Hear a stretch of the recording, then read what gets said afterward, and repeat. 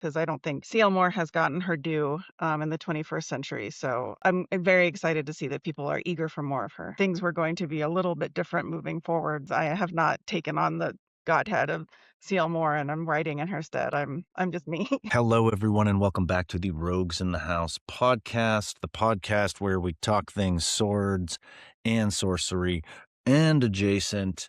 And we talk to you via video where I can look right in your eyes. And we also do it on audio as we always have.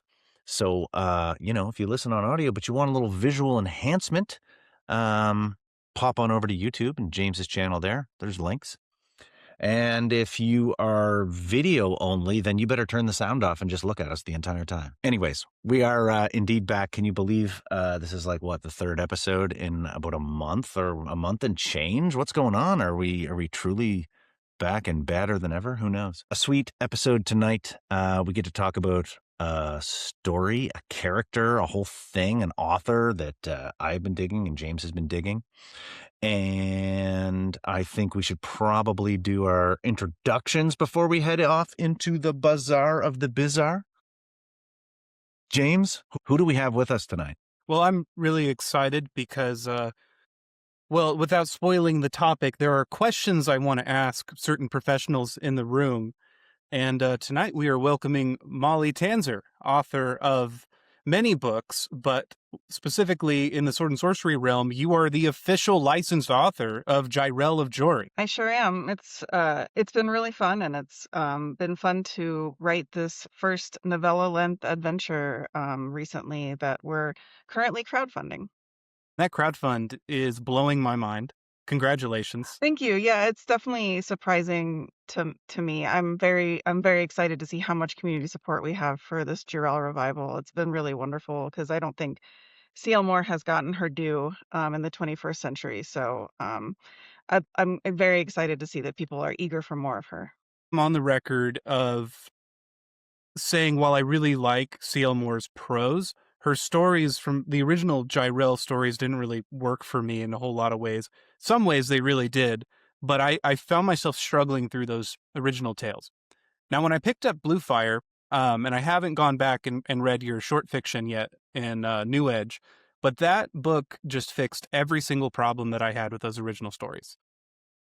Can I ask, I mean, I know, can I interview you? Can I ask like what does that mean? I'm really curious.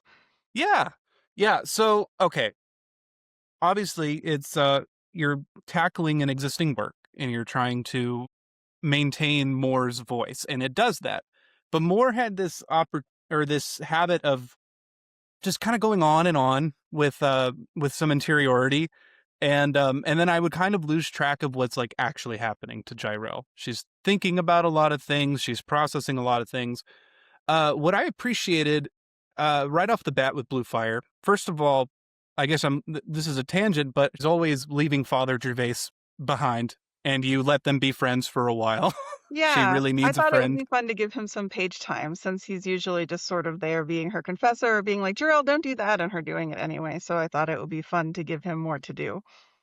Yeah, that was appreciated, and you have her actually swinging swords and getting into fights and kicking some ass, which I like to see. She does a little bit of that in those original stories, but I feel like we needed more of it. I was always like, Jirel, you're a warrior.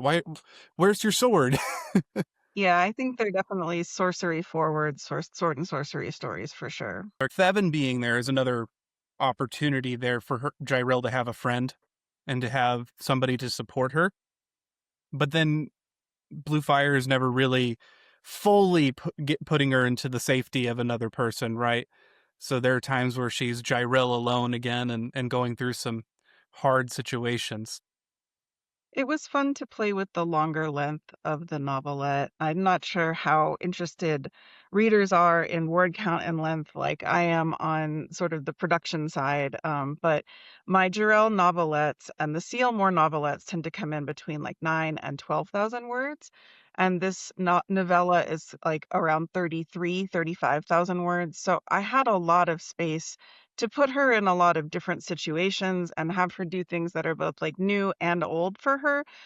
So that was really fun. About that longer length, writing to that gave me a more of a sense of space, and I'm really grateful that I get to do novelette length Jarrell stories rather than short stories, because I do think that's sort of the natural length for a sword and sorcery tale is like in that 10,000 word novelette length. But it was fun to expand on it and plot out a longer adventure and see what kind of arcs we could get in there and what character development and who we could bring back and bring in and things. Yeah. And I am always really interested to see how authors will expand sword and sorcery in different ways because it really is a format that thrives in the short form, especially now. I feel like it's shrunken down with a lot of different publications. And I've always been really open to the novelette length, but It's great. when I am reading different novellas or even full length novels, it's everybody seems to find a different way to bring the short form and expand it out into the long form in some way. Um, and your story is more of a traditional linear narrative, but it has its sections, right? Like, were you thinking of it like interconnected short stories, or did you have that traditional novel structure in your head? It's been a long time since I've published a proper novel, but I am sort of a novelist at heart, so I did want it to have a 3-act structure, and maybe like a little coda, just because I find that's a very easy way to keep momentum. And I wanted this to be pretty much, I wouldn't say like propulsive, but I wanted it to keep going at all times. I didn't want to linger in any specific locale. I was afraid of bogging it down, and not having that traditional feel of like forward motion and action. So yeah, in my mind, I did come up with sort of like the 3 sections and what would happen in them, and think about it as sort of writing like 3 novelettes, because that gave me sort of a sense of control during the drafting process. And I use Scrivener, if that's interesting to anyone. I'm never sure, but it's a drafting software that writers can use where you can do there's like a lot of bells and whistles that can help you keep track of your work in the way that just a straight up Word document doesn't. And so with that, I had a little bar towards the maximum length of the novella, and I was able to sort of see where I was and keep the structure the way it needed to be to make sure I wasn't lingering too long, because I can sort of get lost in the weeds of people thinking about their thoughts. I'm a big interiority person, so I was like, "No, like, reel it in, Tanzer, like, we've gotta keep this show on the road," so That's interesting to hear. You had pulled back on the interiority without getting rid of it, because that's an important part of Jirel. Um, but it was very much an action story. And so that's it's interesting to hear you say that you're more of an interior writer. I don't know. I mean, I think it's interesting. Like Moore and I are very different writers, which is why I kind of never tried to imitate her style with this. I find that she's very clear and direct, and I kind of meander towards points at point at in my writing. I think it's hard for me to be very straightforward, but her descriptions are so beautiful, and compelling at times. And I was like, I'm not sure I can do that. And plus, I do like to write the odd action scene, and a lot of her action, we're sort of coming in right in the middle of it towards the end, or there's just like a little bit of it before moving on, like a dagger is drawn or whatever. So I kind of wanted to play with that, but I think the plot of this, where Jarell is dealing with a mysterious illness, sort of gave me license to have her feel her feelings about what was going on, but also keep her moving, because her quest is to find a cure. And so that motivation gave me both of those things. And I also thought it was fascinating because I'm very interested in sort of diseases and weird things like that. Hi. And so it gave me a chance to do a little bit of medieval cure stuff, which I'm very fascinated by, old-fashioned treatments and things like that. So, her feelings about that were also fun to write. Yeah, it's another common thread with the more story. She always finds a way to weaken Jirel, to disarm her, to put her into a vulnerable state, which makes her inevitable victory all that much more impressive. I feel like you really took that to the extreme with the curse and how you loop it into, well, okay, I got to be careful. I'm getting in spoiler It's territory. okay. This is a brand new book. I'm used to talking about things that are 100 years old. It's super hard. um, Curse is a great way to ring that bell of Like we have to power down Jyrell in some way and create this extra layer of interior battle for her to come. So before we get too much into talking about Bluefire, I was just so excited. I had to pick Molly's brain about it right now. But I know we have to take a trip to the Bazaar of the Bizarre. This is the tribute to Fritz Leiber, and where we talk about the things that we're excited about in the world of swords and sorcery and adjacent. Molly, what are you excited about in the world of swords and sorcery? I just finished reading for the Shirley Jackson Award, which is sort of an atmospheric horror award. And I have all of these books that have been building up on my shelf while I have been fulfilling those duties. So I wanted to bring in the ARC of Jedediah Barry's brand new Kill All Wizards, which is sort of Conan the Barbarian meets Jane Austen, is a blurb that I've heard for this. And Jedediah Barry is an amazing author. I really enjoyed his last novel, The Naming Song, which was like a weird Western kind of thing, uncategorizable, one of those sort of on the border of lit and genre fiction books. So I'm very excited to read what is supposed to be like a humorous sword and sorcery romp. And it just came out. This is the advanced copy, but it's just out in hardcover. And I think they put like some custom end papers in it too. So I'm very excited. Maybe even tonight after we conclude our fun chat here, I may dive right into this. I got a few action figures on the brain. I mentioned this in my recent Substack article, but also I think the previous episode where I was talking about this Elric action figure that I got, and this company, Savage Crucible, are really just doing almost like exclusively sword and sorcery kind of stuff, but doing it really well. And so they caught my attention. And I was thinking tonight because they just did some recent images at some toy show and it just looked really good, and it was all in the armor, and I'm picturing this Elric figure, and I was thinking a Jarell action figure would be amazing, and if it was gonna happen, I feel like those dudes would do it because they've already, and I mentioned this on a previous episode, are doing a Fafford and Gray Mouser, uh, I I don't know if they mentioned it's a two-pack, but whatever, I mean, if it's not, then you're gonna buy both anyways. Um, so yeah, that's just something that popped into my head as I was finishing off Molly's story from New Edge Sword and Sorcery issue. What is this? Issue three. Yeah, it was Um, issue 3, The Return of Jarell.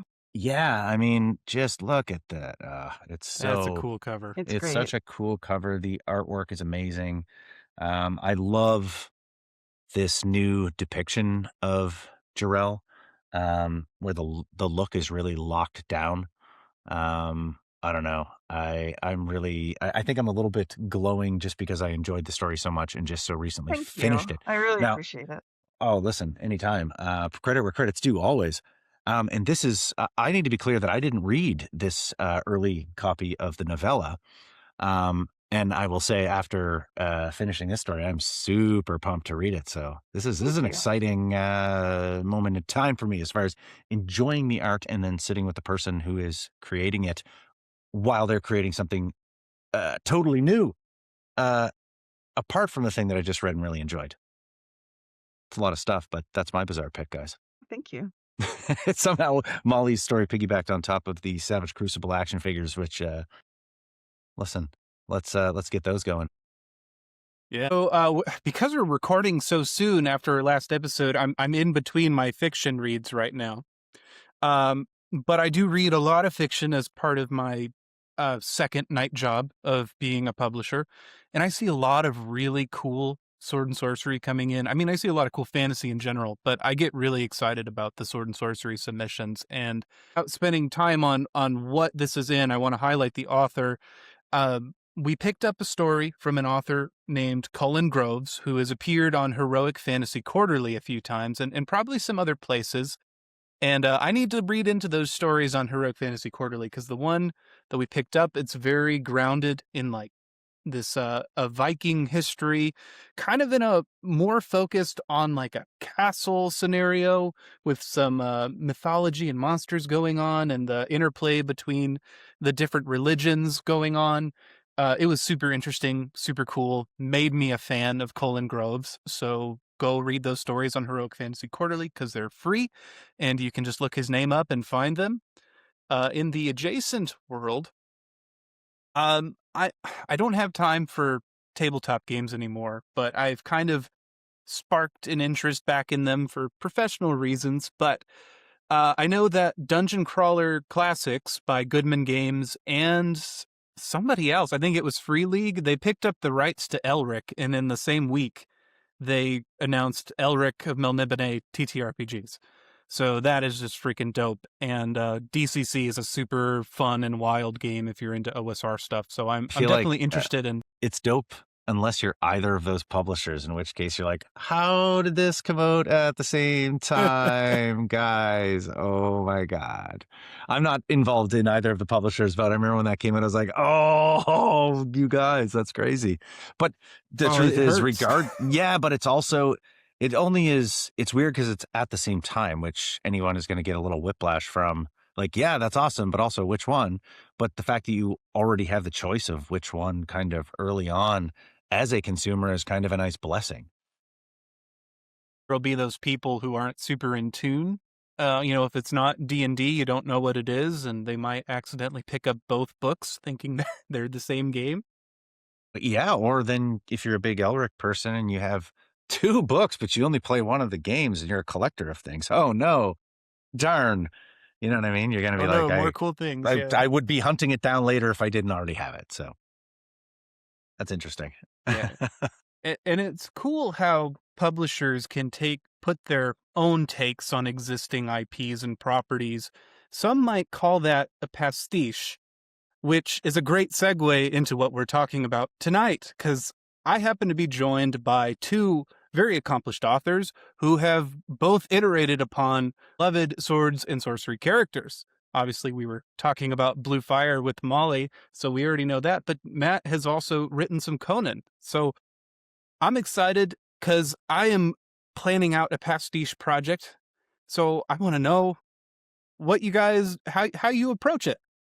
How does this work? What does it mean to like step into the shoes of a great author and voice their character when we can't be that classic author, right? So that has to be crazy. Molly, what are your initial responses to that? Like, what was it like to step into CL Moore's shoes? I feel like I'm going to lob the question back at you because I'm curious about the word pastiche, because to me that means something very specific in terms of style as well as, God, I hate this term, but IP, right? So, like, I'm curious, when you're talking about pastiche, are you talking about just sort of working in like playing in someone else's sandbox, or do you mean like style wise? Because I feel like I've sort of stepped away from CL Moore style in my work and I've had to sort of do my own thing with it. And I know that other people negotiate these things very differently. So I'm curious. I just want to like know what you're thinking about when you talk about this. Oh yeah. So I have a couple of definitions. And admittedly, when I started hearing people refer to these works as pastiches, I was kind of like, well, what? Because my first response is that's a negative thing, right?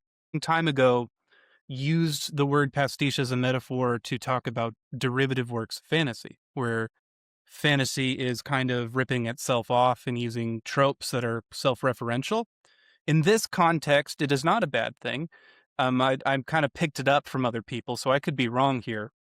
But I think of it as just very simply taking on an existing character and putting your own spin on it. And some authors are very successful in their attempts to mimic the original author's voice, while others don't even attempt that and do their own thing. Sure. I was So, just curious because it does sort of change my responses, but since I sort of stepped in, like, Matt, do you want to take it away a little bit now? no, like honestly, you raising that question was something I was about to raise before you did. And it's mostly because of Scott Oden, who is a guy who's been on his podcast. He's a writer of heroic fantasy and some sword and sorcery, historic fantasy. Scott Oden, you can check out his books. He corrected me and a few others like years ago because we were using pastiche exactly how James was kind of how he's saying we're going to refer to it for the rest of the show. And to be honest, I find that best as a shorthand. But I have also since sort of accepted the fact that if you say pastiche, some people are going to think, well, that, pastiche actually means you're trying to mimic the voice of, Hmm. right? You're really trying to almost like ghostwrite, if that makes sense, more in that style. And that is like you, Molly. That is not something that I did with adapting some Robert E. Howard stuff. Not to say I didn't sprinkle that stuff in there, or that it's not Sure. already like half of my writing style, anyways. If I'm being honest, right? Um, so I'm with you that that's not what I want to do. But I actually want to get into, having read your story just so recently. I really liked, like, your story very much felt in keeping with the two Jarrell stories that I have read, in terms of wonder and weird and uh like even some interesting word choice that just really brings you in, like immersive word choice and stuff like that. But it also wasn't dense prose that didn't move, or like you described deeply when you needed to and set that tone. Um, and so I dug that it felt like it should, in the world that it should, um, but that it was just more digestible, frankly. Thank you. Yeah, I love C.L. Moore's writing, but I do think here in the 21st century we have different Exactly. things that we like in prose than we did like close to 100 years ago. And so I wanted to honor both what she was doing and how revolutionary her work was, but also, and I don't, the word update is very fraught here, but like make it sort of more, maybe more, be able to bring in people who are sort of turned off by old fashioned pulp stuff and bring in new readers that and maybe sort of like smooth the way, like in the way that you would be given like a very light Isla malt if somebody's trying to introduce you to the world of scotches, and then you're like, oh my Yeah, god, yeah, this is great, now I know yeah. what I'm trying to taste for. It's not just this bog in my mouth. So I was kind of hoping to do sort of a similar thing with my stories and like intrigue people who may not have heard of CL Moore and give them a sort of toehold and a context for appreciating the old stories. One thing I really dug about your direction was you took it from the beginning and immediately removed it from Joiry. And so you've already set this ground of, well, things can be a little different here. And the returning readers are going to be like, what's going on, right? That How's was my she in hope. this? Yeah, yeah, yeah. It was great. I thank you. Yeah, and I also thought, because in the first Trail story, for people who have not read that, she starts off not typically in the Moore stories. Jarell is in France. She is a circa 1500 French knight, warlord, unclear medieval person, and like usually she starts off where in the world as we know it and then goes to another realm. Oliver, the editor of New Edge Sword and Sorcery, likes to tease me that Jarell is isekai, but we don't need to cover that today. But so she goes to like another realm, whereas like with her return, I thought it would be fun to start her in another realm in a different context and spend the story bringing her back to Earth because she'd been gone for like 85 years from like magazine publication. So I thought that that would work well in two directions and also telegraph that things were going to be a little bit different moving forward because I have not taken on the godhead of CL Moore and I'm writing in her stead. I'm just me. But that struck me. I kind of recognize you doing that. That's such a smart approach to doing it. You're saving yourself a lot of grief, and also, I don't know, you're maintaining, but also, I don't know. Yeah, yeah. Making your own storytelling fields fertile at the same time, to extend a metaphor. I do think that's a really important point to kind of picking up where somebody else left off. My first instinct, like thinking like, oh, if I had to pick up one of my favorite writers' stories, I think I agree with your approach there where I wouldn't even try to mimic their voice. It would be ideal if you can make it your own, put your own voice in there, and then but at the same time maintain the spirit. And reading through Blue Fire, it was unmistakably Molly Tanzer's writing. But at the same time, having read those classic stories so recently, there was so much in there. I'm like, I'm so glad that I didn't skip these because, like, even just little flourishes of language, there's parts in the end that get very descriptive in a very cool way, where you started leaning more into those vast paragraphs of Moore's description, but did so in a very manageable, modern way. And that's not to disparage older writing. I prefer writers from that time period most of the time, but I don't know, something about CL Moore. As many things as I liked about those stories, there were as many things that I struggled with, Sure. and I don't know. I don't know what you did exactly, but you solved those problems for me. I don't know what I did either, but I'm glad it happened. I don't know, Matt, do you feel this like every time I start a new project, even if it's something like with these Jarrell stories, I feel like when I first sit down at my keyboard, it's like, I can't read, I can't write. I've never done this a day in my life. And I feel like I have to Yeah. figure it out all over again every time I approach something. And now that I've kind of come to terms with that with myself, I can kind of get over that sensation the minute it occurs, when I have that moment of panic. But does that sound familiar at all to you, or are you It, just sort it, of do you go it into it in a different headspace? Well, it depends because I have this weird history with it because I've worked on so many role-playing game projects and board game projects and even hybrids of those projects for Conan. Just the sheer amount of like I've spent about 10 years of my life on Conan games. And so I've had little opportunities to sort of, practice my prose writing just to do intros or fluff text wherever I could while also writing my own fiction. And so when I finally got that opportunity, I felt very ready to attack it. Um, It's great.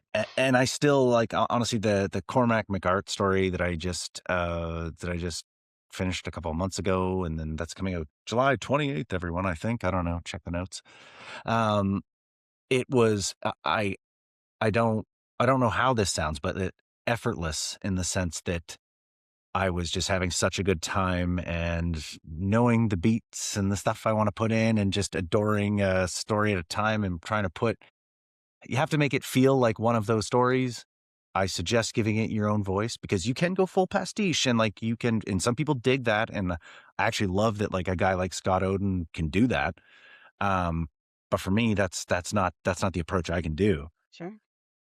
But so yeah, no, I approached it. I didn't have that holy shit, I have to write this now thing. It was more, I have been trying to get that specific gig for so long um, that yeah, I felt like I knew what to do, whether it was going to be successful or not. Yeah, they poured out of me, to be I honest. love that. Yeah, That's great. yeah. And if it's So there also great if like they turn out okay and people like them. It's like, oh my god, I That's always passed two nice. Yeah. trials here. This is awesome. that has to be nerve wracking to I don't the first time you do it, right?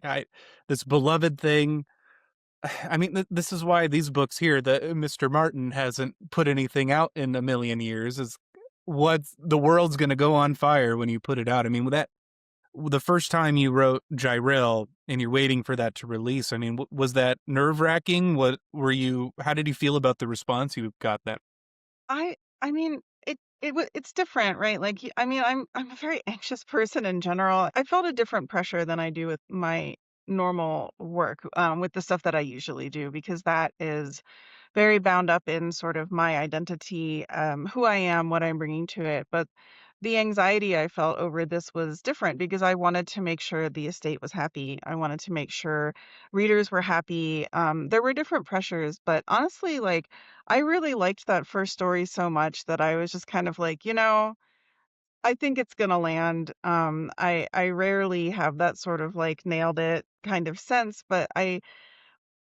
had heard what Oliver thought of it, and the person who was doing the copy editing on it also really liked it, and I know the estate saw it and they were comfortable, and I was like, well, I'm pleased to please people I need to please, and I felt good about everything I had brought to it, especially some of the side characters and the way that the ending sort of came together. And it was actually one of those magical experiences where something happened in that story late that I had not planned on, but it sort of organically emerged from the writing process. And that's always very exciting because I don't avoid such things, but I do tend to plot things out in my head. And I'm very excited when things take off in a direction I had not imagined. And so that was really fun.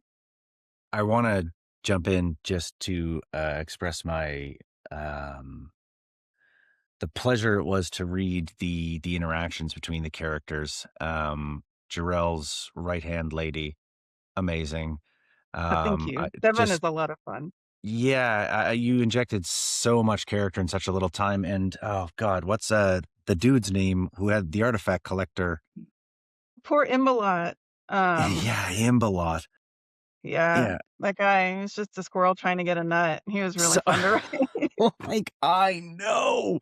I but he was, I don't know, there was a lot going on with him. I feel like you gotta bring him back somehow. See what I can do. He is I mentioned at least in Blue Fire. We do get a moment where he is discussed at least, and so yeah. that was really fun to do because I knew what had to happen in that story, and I was like, but he's so great. But like that's that You you gotta got to serve do the what you got to story. do. You gotta serve the story. And honestly, writing it one story at a time, I would say that's the might be the only way I have been as little bit successful as I have at writing. Because if I do it one thing at a time and I just try and knock that story out, you just keep going. And that's where James, you were saying about Martin. The problem was he stopped. Don't stop. Don't stop.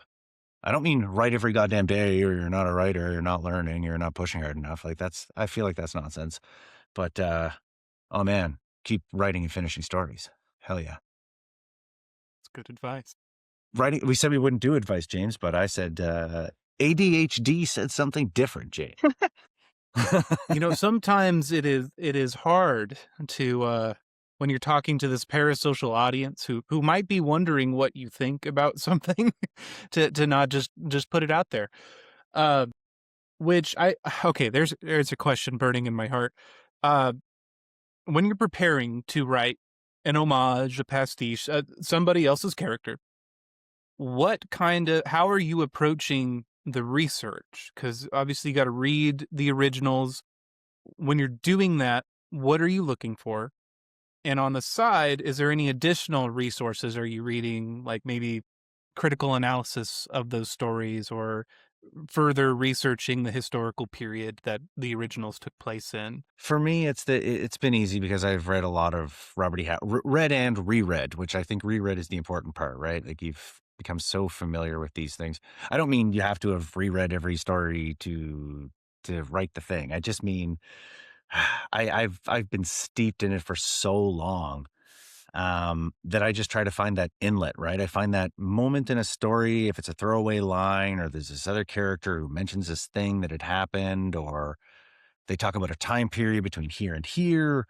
I look for those little narrative inlets, estuaries, whatever you want to call that, to explore because it's not so much winking at the audience as it is the world has been built by this author, this original author, and you can come in and just sketch in some details there. It's like when you were in elementary school, you'd have a giant thing on the wall and you'd all add things to the feature. You'd have your big landscape or whatever it was, and everyone would draw their thing on there. And even before Molly can answer, I'm going to add on like, yeah, how did you prepare your whole thing where you're thinking about, okay, what are the spells he's casting and the items and the mirror? There was such a Dungeons and Dragons, advanced Dungeons and Dragons feel to this. I ate it up like ice cream. Like I loved it.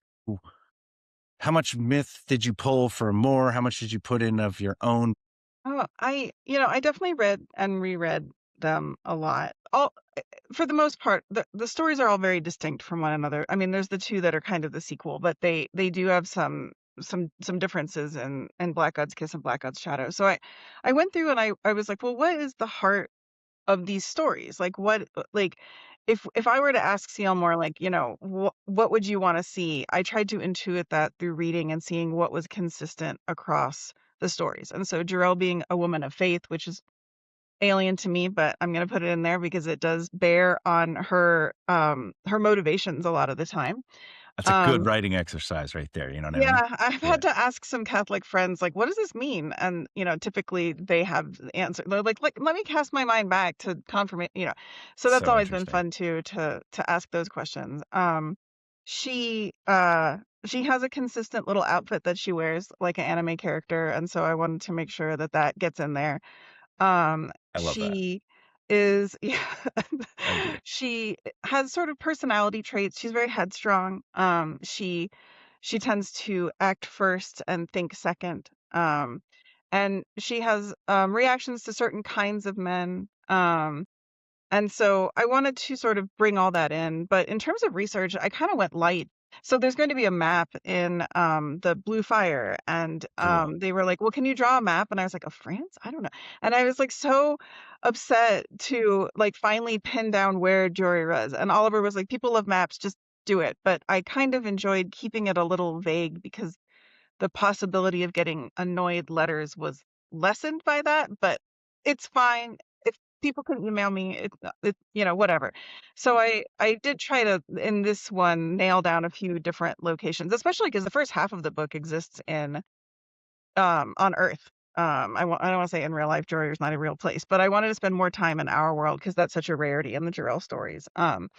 So yeah, I did do a little research like that. And in terms of outside research, I was kind of like, we're going to really want that sort of, medieval Europe, and I didn't really want to get into a lot of that neepery because I didn't feel like that was authentic to the Jarell stories. But, um, you know, I try to make sure that people don't have weapons they wouldn't have had. I don't really go in for the language thing. I'm not trying to name of the roses or anything, but I do try to keep the language feeling authentic to the time period, and things like that. And I'm fortunate that I like medieval stuff and that I've read a lot of things from that era and beyond, and sort of also Victorian treatments of the Middle Ages, which I think were very influential on Moore given what she has given us. And so since I'm a kind of a 19th century person at heart, that was very easy for me to step into, and I had already done a lot of that research just because it interested me.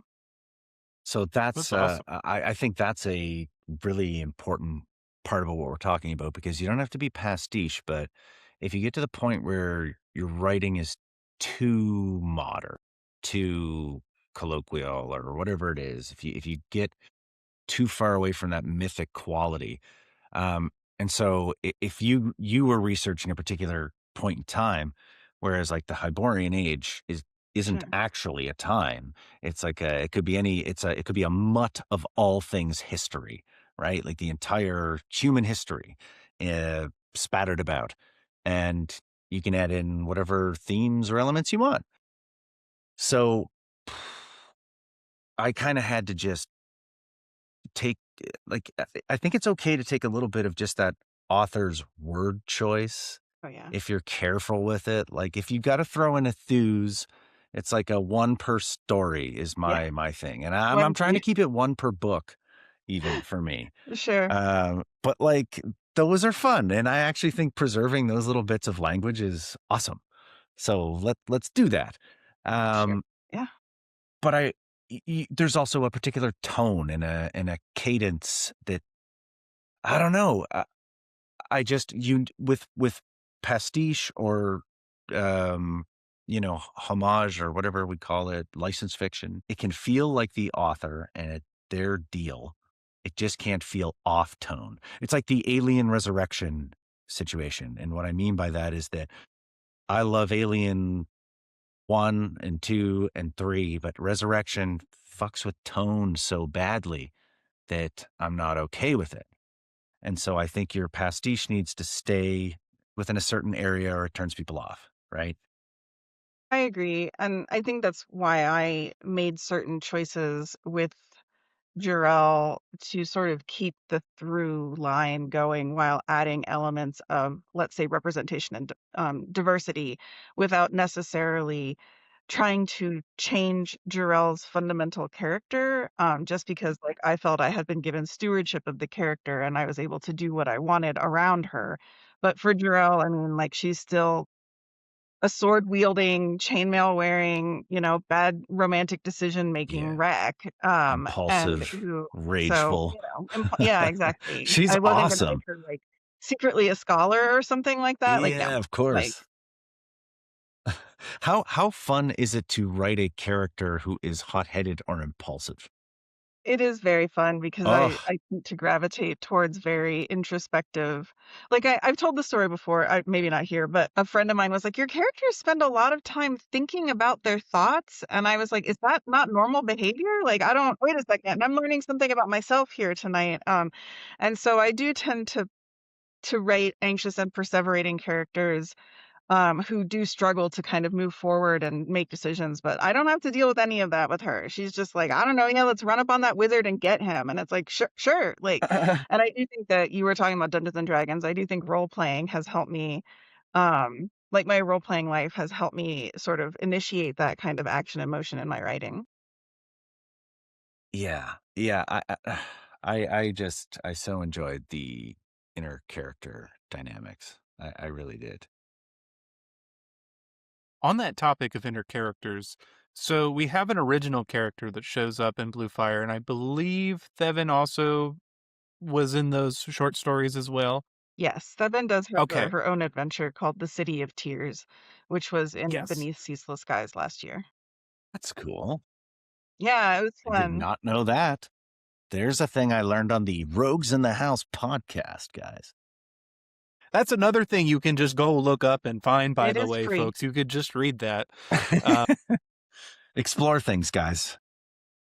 Get out there. Sift through the record collection. with the other world kind of planes hopping theme going on through the Gyrell stories and yours and more's, that gave you this opportunity to approach another original character and kind of, get away from the licensed material and do your own fiction. Was that kind of your experience with that story, where this is now just like Molly Tanzer original stuff that just happened to have touched the Gyrell things? Yeah, I knew I wanted to give her a companion because Jarell really lacks for friends. And I thought that that would be something that would both help me get her character on the page. I'm a very dialogue oriented writer, and I often find that helps me get characters out and on the page. And so I wanted to have someone that she could riff on who would be, a good foil for her. And so yeah, when Thevin first emerged in my planning of that story, I she was very much in immediate danger of taking over the story because she is very charismatic and she's a mess. And um, it was like, "No, I can't. This isn't the Thevin show. This is the Jarell show." That I was just like, "This is gonna be extremely weird." And Thevin is not from our world. She is from another land. And so I was able to both expand that setting and bring in weird things and experiment a little bit more. That's a very dreamy, weird story. And so it was fun to play with stylistically as well as in terms of content.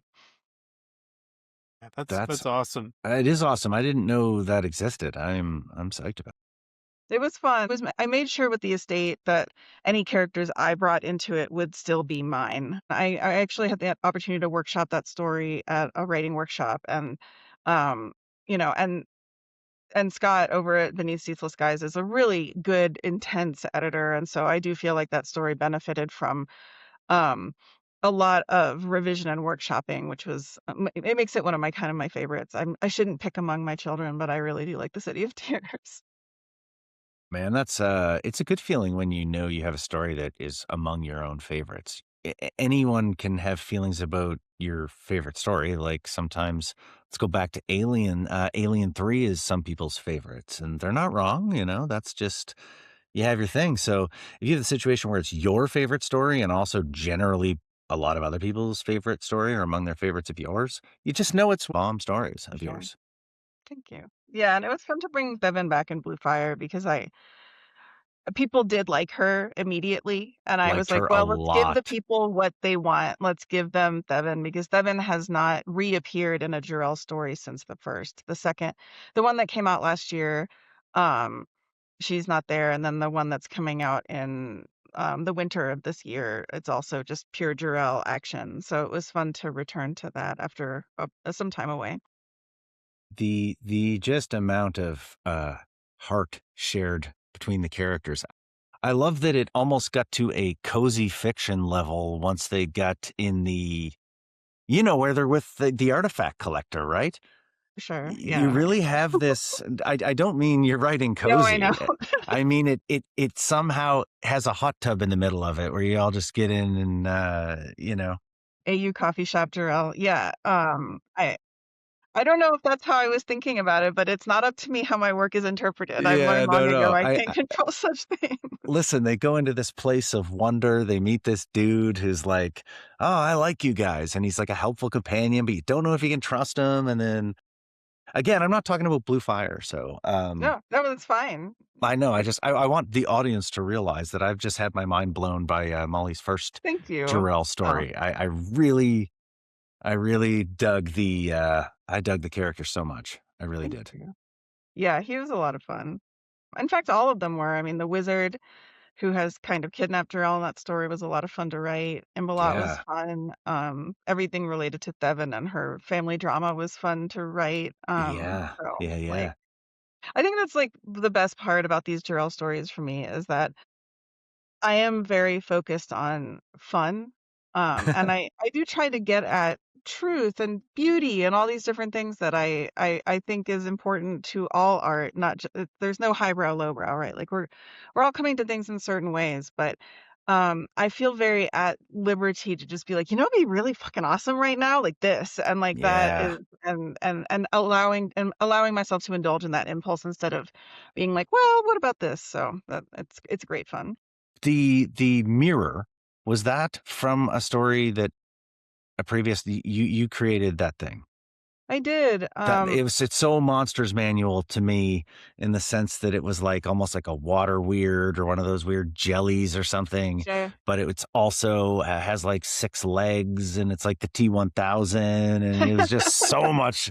I love that thing. And then it's like the cute dog in the story.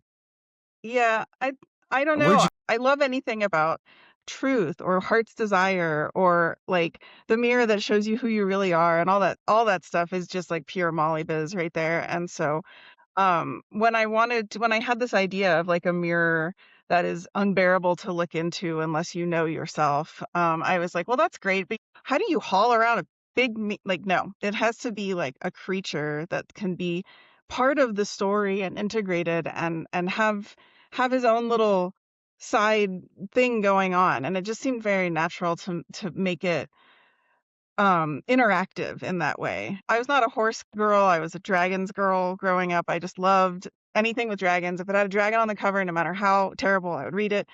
Um, looking at you, Piers Anthony. And so like I was like, how do I get a dragon into this story? And it seemed really fun to have it be both an object and a subject and give it a kind of like a weasel dragon kind of personality of it's curious, it's liquid, it gets into places and out of places and it has a will of its own. Weasel Dragon T-1000? Yeah, weasel dragon. Sweetie 1000, sure. Like He's like a string that Mercury along. type of creature for people who haven't read it. I have not brought back the mirror. I maybe I will one day. That thing is adorable. Oh yeah, But yeah, I think it's a matter of time. yeah, there is a talking cat in the new one, which doesn't feel very Jarell, but I was like, the new one coming out this winter is called Jarell in the Forest of Night, and it deals with a in a state of darkness. And I thought, well, like a cat would be like a really great thing with that. And I also always love a talking cat. So If it's not necessarily a Jarell kind of feel, it is like a Cull story, mm, Cat in the Skull with the talking cat. I mean, come on, it's sword I and don't think I've sorcery. read No that one one. can. Yeah, No, I will send you the link. It's so please good. do.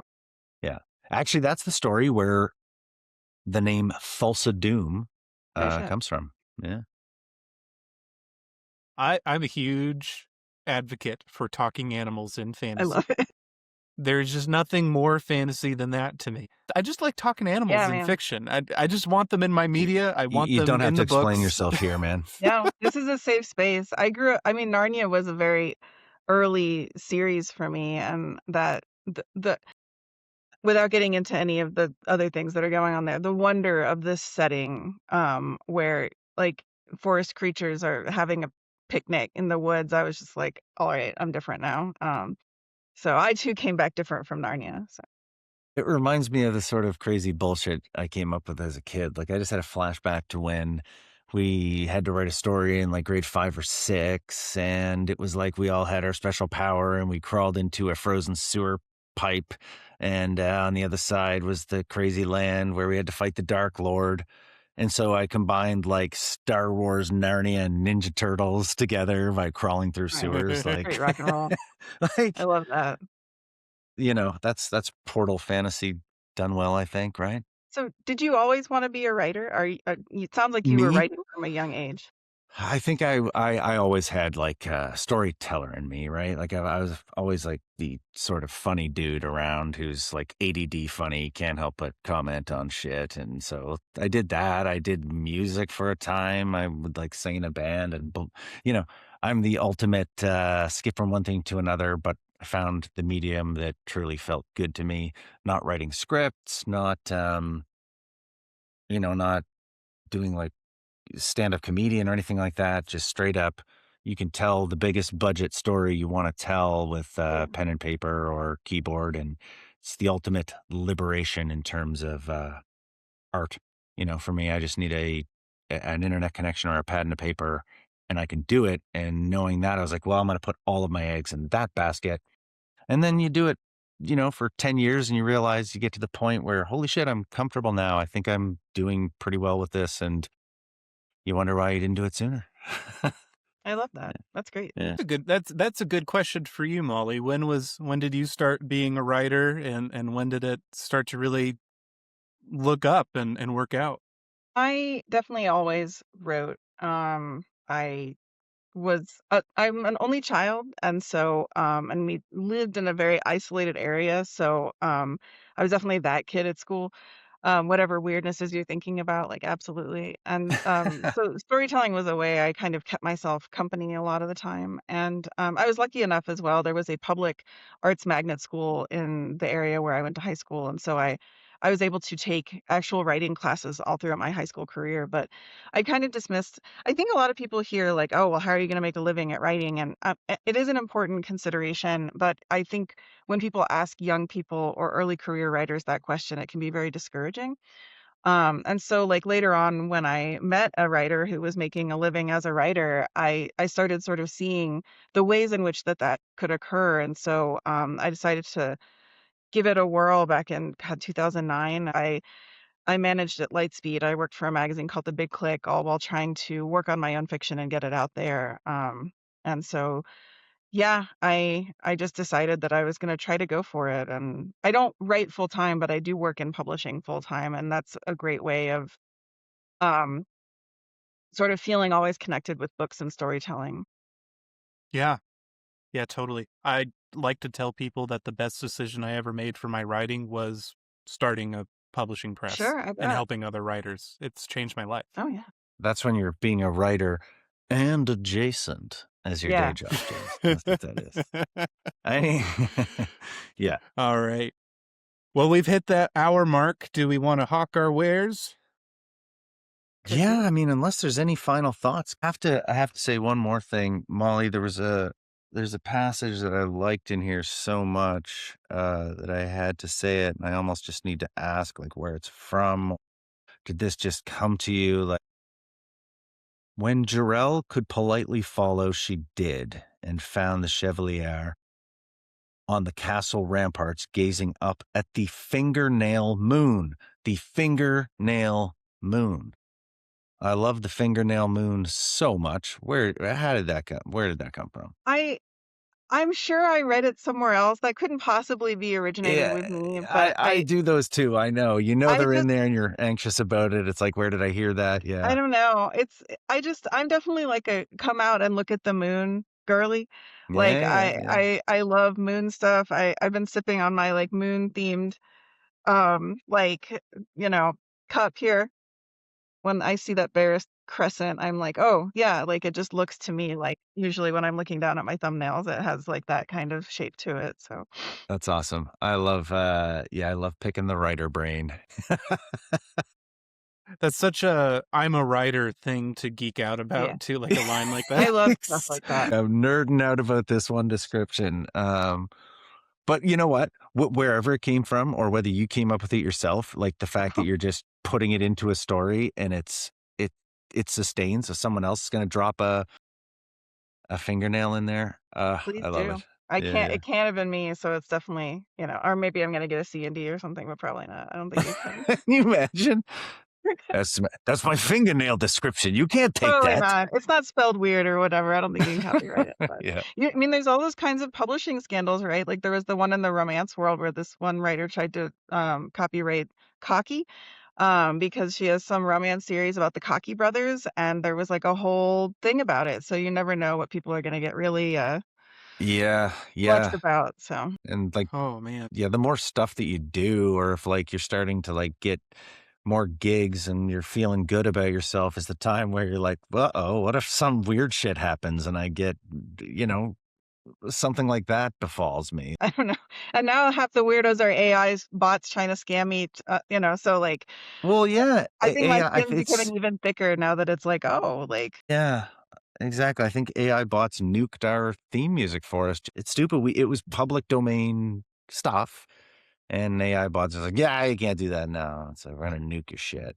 down It's with like, come all of it. on. And Mhm. this is probably gonna get nuked now too because the like Skynet is Yeah. watching this shit. And I mean, guys, I like the Terminator so much. I don't know why we're so undecided broadly about not stopping the AI uprising, guys. No, for sure. Yeah. I could not have told you that like 5 years ago I would have dedicated my life to the destruction of this, but here we all are. So like, Everybody's a little John Connor these days. Come on. You got to fight back. And James, I think, in the spirit of this, others think that maybe you shouldn't be selling things in sword and sorcery, but maybe you should, and you should share your art or whatever, dear. So why don't you go ahead and ask us what we're selling? And if you do not other ask than this us, novella that we've been talking about. that's right. Let's Yeah. start with let's make sure Molly gets the spotlight here in terms of the marquee status. And Thank you. what are the wares that you're hawking? Well, I did bring along my brand new novella and Side by Side They Wander. It just came out last month, about a month ago. It has annoyed people that I describe it this way, but they can deal. It is an art heist in space. It is certainly more about the nature of art and our reactions to it than heisting. So like people can stop leaving me reviews. It's like, this isn't really a heist story. Like, okay, like, fine. It is more about my feelings about Walter Benjamin than how to get into a cosmic museum. Like, no cap. So, but I really love it. It's a quick read. It's out through Tor.com. And yeah, it was really fun to write about a far future with lots of clones and a sentient mycelium and cyborgs and all different kinds of things. So it's definitely like science fiction. And that was really fun for me. And what about you, Matt? I mean, other than having been recently nominated for the Costigan Award, the Robert E. Howard Award from the Foundation, what else are you working on these days? Well, yeah, I got stories out. Yeah, the Cormac McCart coming out July 28th, ebook Heroic Legends series from Titan on Amazon and Penguin, I believe. We will put those in the show notes. Yeah, that's about all I'm really hawking right now. So that's what I would say for me. My second book just came out halfway, our online release. Soil is a weird dark fantasy. Very weird, very pulpy, but also kind of literary and a little bit cozy. I saw your cover today on Oh yeah. organically through social media. It's awesome. That's Yes. a great Yes. Cody cover. Sexton from Anxiety Press does the design. Henrik Carapin did the landscape art. And when you just get a good piece of art and a really good Photoshopper together, um, well, that will be a really much better book launch than if I tried to do it myself, which I tried, and it did not look as good as that. Man, if you can work together and pool resources, in terms of people helping each other out, like, man, dude, we're capable of anything. Yes. I agree. Yes. So Soil's about a gardener. It's about a lot of different people, but primarily a gardener in a derelict mountain village that is haunted by an old god, and it makes a lot of plants grow, but it's very hard to stay alive in this area. So they have to figure that out. The other thing we're doing is on July 19th, we're bringing our fantasy magazines over to BackerKit, the Arcanist Fantasy Publishing, to be clear, which is not Rogues in the House Presents. different thing. We have the Literary Fantasy Magazine, but y'all are probably more interested in Mordschlag, Sword and Sorcery, which is very much inspired by our favorite magazines that have that are no longer there, and the OSR D&D feeling. Mudslug! Hardest sword and sorcery magazine on the market to pronounce. But there's going to be short fiction, critical articles, and also we're bringing back the monster stat blocks that are based on the fiction, Oh, fun. because So cool. I don't know if Dungeon Crawl Classics has a third-party license, but Shadow Dark RPG does, which is my favorite OSR game. So look forward to that. I love that. Yeah, I need to play that when I go to Philadelphia area. Um, James, are you a gardener as well? Do you garden?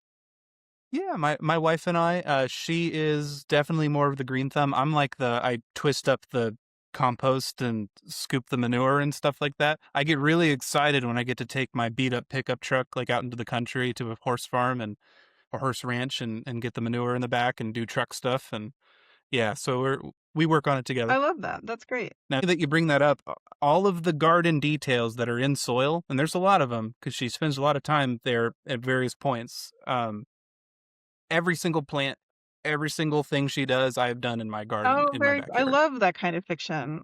I love it when Yeah. the author's like pastime or obsession or whatever like intrudes in the fiction because it always has that air of authority that I think it's a lot harder to get if you don't have experience in that regard. So that's really cool. I have done some gardening. I've kind of this year was busy, so I didn't have time.